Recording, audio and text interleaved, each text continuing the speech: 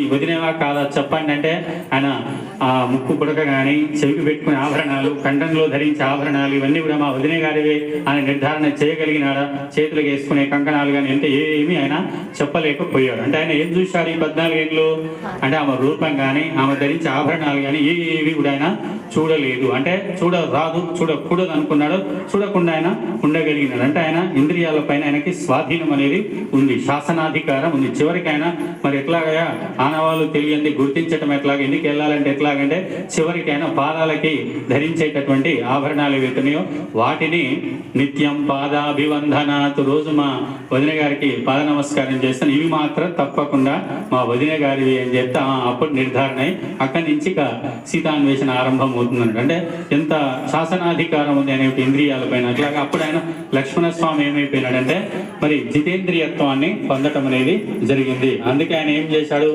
ఇంద్రజిత్తును కూడా ఆయన సంహారం చేయటం అయినది. కాబట్టి ఇక్కడ పిండాండానికి లక్ష్మణస్వామి వారు మరి శాసకుడు అయినాడు. మరి భగవాన్ అంటే ఐశ్వర్యస్య సమగ్రస్య అనేది మొదటి లక్షణం. ఐశ్వర్యం అంటే శాసనాధికారం అని తెలుసుకున్నాం. తర్వాత లక్షణాల గురించి మళ్ళీ మనం తెలుసుకునే ప్రయత్నం చేద్దాం. ఉన్న సమయము కొద్దిగా దాంట్లో కొన్ని కార్యక్రమాలు కూడా మనకు ఉన్నాయి కాబట్టి మళ్ళీ అవకాశాన్ని బట్టి తెలుసుకునే ప్రయత్నం చేద్దాం. ఇప్పుడు ఏదైతే పవిత్ర కార్తీక మాస శివరాత్రి సందర్భంగా మరి ఇక్కడ అత్యంత పవిత్రంగా శ్రీ శివ సహస్ర నామ మహాయజ్ఞం శివానంద స్వామి వారి ఆధ్వర్యంలో చేయడం చాలా సంతోషం.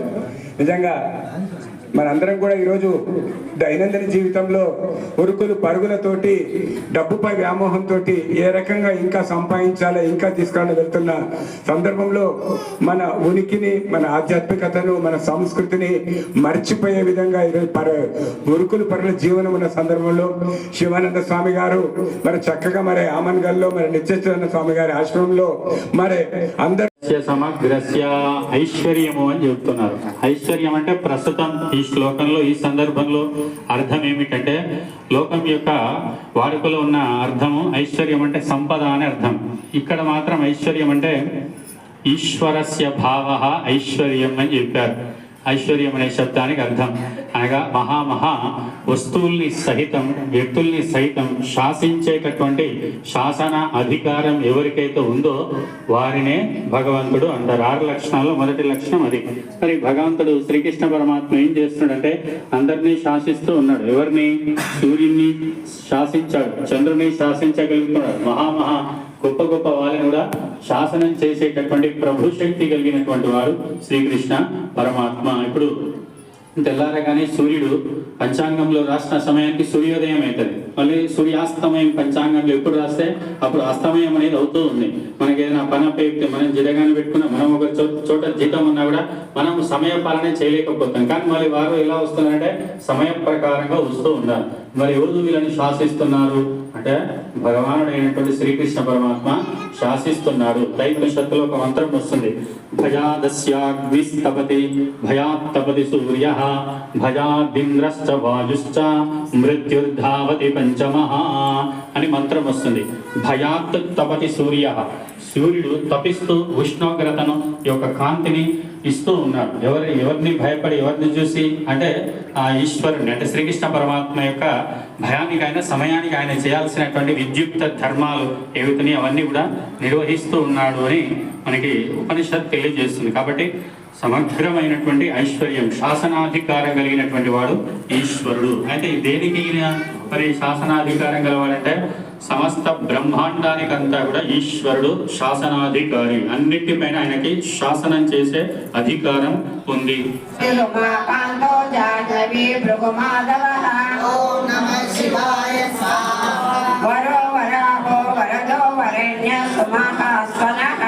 మహాప్రసాదో దమనః శత్రుః శ్వేతపింగళః ఓం నమః శివాయ స్వాహ. ప్రీతాత్మా పరమాత్మా చ ప్రయతాత్మా ప్రధానభృతు సర్వపాశముపస్రక్షో ధర్మ సాధారణో వరః ఓం నమః శివాయ స్వాహ. చరాచరాత్మా సూక్ష్మాత్మా అమృతో గోవృషేశ్వరః సాధ్యవిర్వసురాదిత్యో వివస్వాన్ సవితామృతః ఓం నమః శివాయ స్వాహ.